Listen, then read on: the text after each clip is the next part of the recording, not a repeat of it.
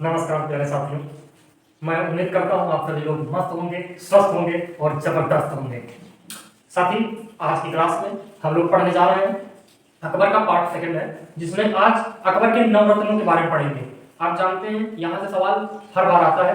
आप एक बार देख सकते हैं बोर्ड पर, आपके लिए पूरा मटेरियल बता दिया गया है। हालांकि मैं इसको और एक्सप्लेन करूंगा तो आपके लिए ये पर्याप्त नहीं है। यहाँ बस कीवर्ड्स लिखे हुए हैं, आपको मैं एक्सप्लेन करूंगा ताकि आप अच्छे से लिख पाए। चलिए हम लोग स्टार्ट करते हैं आज की अपनी क्लास। तो जो भी साथी चैनल पर नए हैं, चैनल को सब्सक्राइब कर लीजिए ताकि आप और भी सारे वीडियोस के नोटिफिकेशन जल्दी से पा जाएं और उसके लिए बेल आइकन दबाएं। अकबर के नवरत्नों के बारे में बात करेंगे तो सबसे पहले अकबर के प्रमुख नवरत्न थे जिनका नाम आप जानते हैं, सब जानते हैं, जिनका नाम था तानसेन। तानसेन जो थे, तानसेन का मूल नाम क्या था? तानसेन का मूल नाम था रामधनु पांडे। क्या नाम था? रामधनु पांडे। इसके बाद इनका जन्म अगर पूछा जाता है तो जन्म हुआ था ग्वालियर में 1506 ईस्वी में। ठीक है, ग्वालियर में 1506 ईस्वी में इनका जन्म हुआ था। ये प्रारंभ में क्या था कि ग्वालियर में जो राजा थे उनके दरबार में ये रहते थे और वहां के राजकवि थे, ये बात भी आप जानते होंगे। इसके बाद इनके वहां पे गुरु थे जिनका नाम था हरिदास। आपने नरहरिदास जी का नाम तो सुना ही होगा। हरिदासों वृंदावन में रहते थे। ये उत्तर प्रदेश जब जीके आएंगे तो मैं वहां से पढ़ाऊंगा क्योंकि यूपी जीके से पार्ट रिलेटेड है और आप अगर प्लेलिस्ट में देखोगे तो यूपी जीके पढ़ाया भी है। ठीक, तो इनके गुरु थे हरिदास जी। अब बाद में इनके गुरु बनते हैं जिनका नाम रहता मोहम्मद गौस। ये इस्लामिक धर्म के गुरु हैं। तो मोहम्मद गौस साहब के प्रभाव में ही ये आए और जब इन्होंने आए तो ये वश में हो गए और वश में हो गए इन्होंने इस्लाम धर्म भी कबूल किया और इस्लाम धर्म को भी अपने में धारण किया और इन्होंने इस्लामिक शिक्षा भी ग्रहण की। इसके बाद इनको अकबर ने उपाधि दी। कहा जाता है कि इनकी राग में इतना मतलब ओज था, इतना मधुर ये गाते थे कि इनकी राग से दीपक जल उठते थे, इसलिए इन्होंने राग दीपक नामक शैली की खोज भी की थी। ठीक, तो आप इससे याद रखेंगे इनकी राग में बहुत ही मधुर प्रेम था जिसकी वजह से इनके राग से दीपक जलने लगते थे। दैट्स व्हाई इन राग दीपक भी खोजा था। इनको एक उपाधि दी गई थी। क्या उपाधि थी? कंठाभरण वाणी विलास। कंठाभरण वाणी विलास की जो उपाधि दी थी ये अकबर ने दी थी। ये अकबर ने उपाधि दी थी। इसके बाद इन्होंने ध्रुपद गायन शैली का भी विकास किया था। ध्रुपद गायन शैली होती है, अब क्या होती है ये सब पीछे पढ़ाया हुआ है, यूपी जी के आप पढ़ सकते हैं। ध्रुपद गायन शैली का भी विकास किया था। इनकी कुछ खोजें हैं ये महत्वपूर्ण है, ये आप पढ़ लें। क्या है? मियाँ की ठोड़ी, मियाँ की सारंग, राग मल्हार।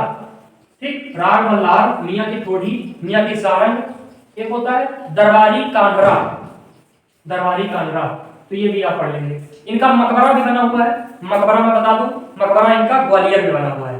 ग्वालियर कहां पर है? मध्य प्रदेश में। ठीक है, फिर इसके बाद ये हो गए आपके पहले जो है नवरत्न। इसके बाद सेकंड नवरत्न की बात करते हैं, मुल्ला दो प्याजा। अब मुल्ला दो प्याजा कोई बहुत खास महत्वपूर्ण नहीं, आप इसको ऐसे भी पढ़ सकते हैं। इसके बाद आमेर के शासक महाराजा मान सिंह, जो कि जोधा अकबर के मतलब जोधा अकबर नहीं, जोधा जी के, जोधाबाई जी के भाई थे मान सिंह। इनको बाद में काबुल का राजपाट भी दिया था, गवर्नर भी बनाया था अकबर ने। तो ये सब बातें आपको पढ़ाई जाएंगी। आमेर शासक मान सिंह, तीन हो गए। चौथे बात करते हैं बीरबल। देखिए बीरबल का वास्तविक नाम तो आप सभी लोग जानते होंगे, महेश दास है। और बीरबल के बारे में तो बताएं तो 1 घंटे ज्यादा भी क्लास बीत जाएगी, खत्म नहीं होगा। बीरबल की कहानियां बहुत महत्वपूर्ण है। लेकिन बीरबल के बारे में यहाँ के हिसाब से, जो वनडे एग्जाम्स के हिसाब से आप देखोगे तो जो आपका नॉर्मल क्वेश्चन यही आएगा। इनको उपाधि दी गई थी एक तो उपाधि थी कवि प्रिय, कवियों के प्रिय, और एक थी राजा। भाई राजा किसे कहते हैं? आप जानते हैं राजा क्या है?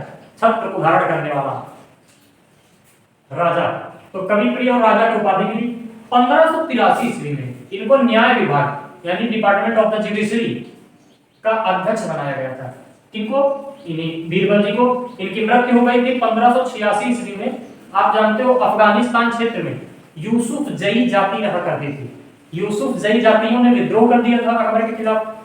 अब उसको दबाने के लिए ये भेजे गए। लेकिन दबाने तो ये गए थे, ये खुद दब के चले आए। दब के चले आए मतलब ये मर गए वहां पर, विद्रोह में इनका दमन हो गया। 5वें नंबर पे आते हैं अबुल फजल, मोस्ट इंपॉर्टेंट है, आप इनके बारे में जरूर पढ़ें। अबुल फजल का जन्म कहां हुआ है मैं सबसे पहले बता दूं, इनका जन्म हुआ है राजस्थान के नागौर जिले में। अभी राजस्थान का नागौर जिला आपके लिए एक तरह से और महत्वपूर्ण है। वो क्यों महत्वपूर्ण है? राजस्थान का जो नागौर जिला है, राजस्थान के नागौर जिले में मगराना पत्थर मिलता था, तो ताजमहल में लगा है, तो आप जानते हैं, नहीं जानते हैं तो आगे बताएंगे जब शाहजहां पढ़ाएंगे। अभी यहाँ पर क्या है, इनके पिताजी जो थे अबुल फजल के, जिनका नाम था शेख मुबारक नागौरी, ये राजस्थान के नागौर जिले से थे। अकबर ने जब दीन इलाही धर्म बनाया था, उसने मजहब की घोषणा जब की थी 1579 में, तो 1579 में जो अकबर ने मजहब की घोषणा की थी, उस मजहब को लिखने वाले इनके पिताजी थे शेख मुबारक नागौरी। ये नागौर जिला राजस्थान से थे और इनके 2 लड़के थे शेख मुबारक नागौरी के। कौन कौन से? एक तो आपके सामने अबुल फजल और दूसरा भी सामने फैजी। ठीक, 2 लड़के थे, तो अबुल फजल और फैजी भाई भाई थे, अलग अलग पढ़ेंगे। इनका दीन इलाही धर्म जो था, इसका प्रधान पुरोहित था कौन? अबुल फजल। जब बात किसी की बड़ी यही होगी। इनकी रचनाएं क्या थी? अकबरनामा है, आईने अकबरी है, अकबर के बारे में लिखा है इसने, आईने अकबरी। जो आईने अकबरी है, आईने अकबरी का जो 5th एडिशन है, 5वां संस्करण, आईने अकबरी के 5वें संस्करण में इसने अपनी ऑटोबायोग्राफी लिखी है, यानी अपनी आत्मकथा लिखी है। किसने? अबुल फजल ने। अबुल फजल की मृत्यु कहा जाता है 1602 ईस्वी में। ये गुजरात से चले आ रहे थे, तो एक सरदार थे जिनका नाम था वीर सिंह बुंदेला। देखो, जहांगीर से अबुल फजल की पटती नहीं थी। अब अबुल फजल नवरत्नों में था, यानी खास आदमी था सरकार का, ठीक है, यानी अकबर का। जहांगीर से पटती नहीं थी। जहांगीर ने एक सरदार जी थे वीर सिंह बुंदेला, इनसे कहा ऐसा है, ये साला बहुत खतरनाक है आपको में, गुजरात से आ रहा है, इसको रास्ते में सटा दो। तो गुजरात से आ रहे थे और इनको वीर सिंह बुंदेला को ऑर्डर मिला, वीर सिंह बुंदेला इनको पकड़ के रास्ते में खलास। ठीक, तो वीर सिंह बुंदेला ने इनकी मृत्यु कर दी जब ये गुजरात से आ रहे थे अबुल फजल। इनके भाई फैजी आ जाते हैं। फैजी कोई साधारण इंसान नहीं था। फैजी अकबर का राजकवि था। फैजी, ठीक है, फैजी अकबर का राजकवि था। इसको बहुत ज्यादा ज्ञान था। इसी में मोस्ट इंपॉर्टेंट सवाल आपका बनता है, अकबर के समय में महाभारत जो था, हमारा पवित्र जो ग्रंथ है इतना बड़ा, इसका फारसी भाषा में अनुवाद किया था रज्मनामा के नाम से। आप ये देख सकते हैं, लिखा है महाभारत का अनुवाद किया रज्मनामा के नाम से। और ये जो इसका मतलब क्या होता है, रज्मनामा, युद्धों की किताब, यानी book of the wars. Clear, युद्धों की किताब नाम था। इसके अन्य अनुवाद भी है, जैसे लीलावती जो है, इसका भी इसने फारसी में अनुवाद किया था। सूरदास की थी नव दमयंती जो थी, लीलावती का फारसी में अनुवाद किया। सूरदास की नव दमयंती, इसको फारसी भाषा में सहेली नाम से अनुवाद किया था। ये रहा, फारसी भाषा में सहेली के नाम से अनुवाद किया था। किसका? सूरदास की नव दमयंती का। इन्हीं के साथ में एक था, साथ में आदमी होता नहीं, पार्टनर, ठीक। तो मुल्ला शाह मोहम्मद आपने जानते हो, कल्हड़ बाबा की जो राज तरंगिणी किताब है, राज तरंगिणी तो आप पढ़े हो ना, पढ़ेगा मतलब सुने हो ना, राज तरंगिणी संस्कृत भाषा की है। अब इसको फारसी में लिखा था मुल्ला शाह मोहम्मद ने, अनुवाद कर दिया था, ठीक है। तो हमारे कई ग्रंथों का इन लोगों ने अनुवाद किया है, आप जानते हैं। महाभारत लिखने में 2-3 सहायक थे, जिनका नाम आप जानते हैं। बंदायुनी था, बंदायुनी तो हल्दी घाटी में युद्ध का पूरा कहता है, मैंने आंखों देखा, हाल लिखा है अपनी किताब में, बताएंगे जब अगले वीडियो में युद्ध बताएंगे। नकीब खान, ये 2 आदमी थे महाभारत को रज्मनामा में परिवर्तित करने में फैजी के साथ, ठीक है, याद हो गया। 7वें जो आपके आते हैं वो है राजा टोडरमल। सबसे पहला काम, राजा टोडरमल कहां से है मैं बता दूं, अपने उत्तर प्रदेश से है। दूसरी बात, राजा टोडरमल को राजा की उपाधि क्यों दी, किसने दी? राजा की उपाधि अकबर ने ही दी थी। तीसरा सवाल, राजा टोडरमल जो थे, टोडरमल साहब, बार बार राजा निकलता, राजा है तो राजा निकलता है।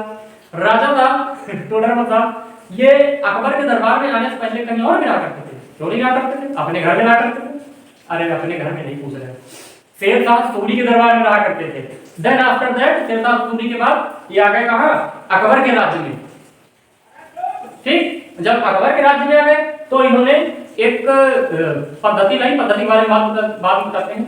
अकबर के राज्य में आए, अकबर ने इनको राजा की उपाधि दी, प्लस गुजरात का दीवान भी बनाया था। ये आप देख सकते हैं, गुजरात का दीवान भी बनाया था। किसको? टोडरमल साहब को। 1580 ईस्वी में इसने भूमि से संबंधित एक व्यवस्था लाई जिसको हम लोग कहते हैं आइन ए दहसाला। बाद में यही नाम इनके नाम पर रख दिया गया, टोडरमल बंदोबस्त। ठीक, तो टोडरमल बंदोबस्त क्या है? ये भूमि से संबंधित है और जो राजा टोडरमल के द्वारा 1580 ईस्वी में लाई गई थी, इसका असली नाम है आइन ए दहसाला। ठीक, 1580 ईस्वी में आई थी, राजस्व से संबंधित थी, भूमि से संबंधित। एक और था इनका रसोइया, जो 8वां रत्न हुआ, हकीम हुकाम। नाम बड़े एकदम भाषा का नाम, मुल्ला दो प्याजा, हकीम हुकाम, ऐसे नाम रखते हो कभी अपने। अब्दुल रहीम खान ए खाना, खान ए खाना, खानों की खान, अब्दुल रहीम खान खाना।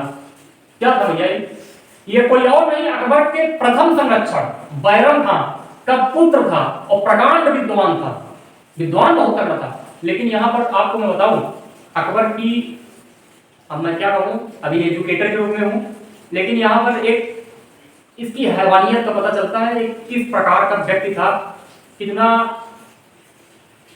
विलासितापूर्ण जीवन व्यतीत करता था। मैं आपको यहाँ पर ही बता देता हूँ, आप समझ सकते हैं।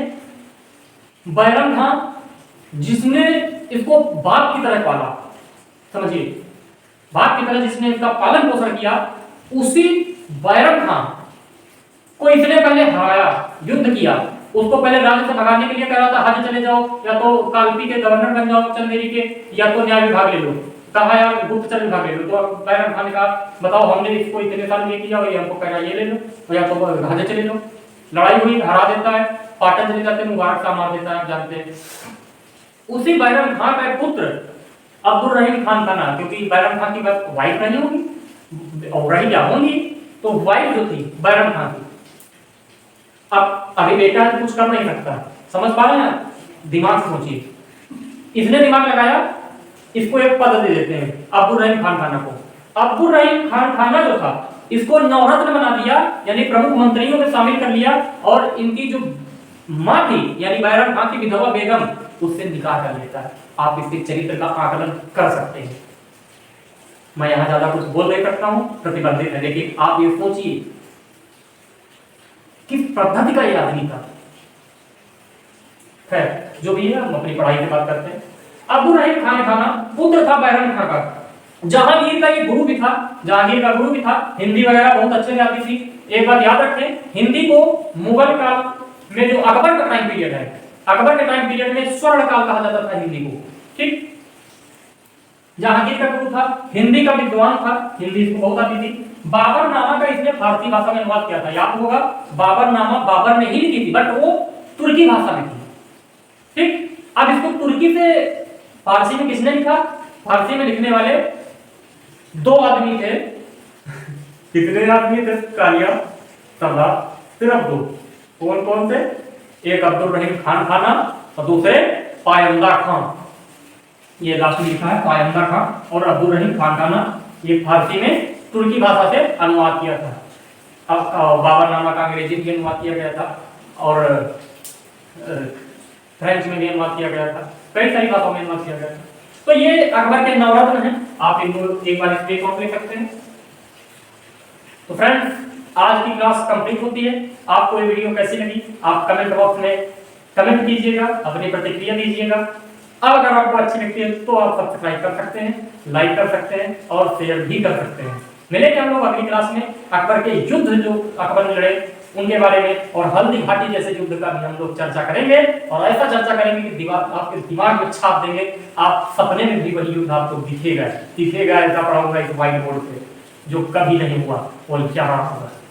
ठीक है, मिलेंगे हम लोग नेक्स्ट क्लास में। तब तक के लिए अपना ख्याल रखिए, स्वस्थ रहिए, मस्त रहिए, जबरदस्त रहिए। नमस्कार।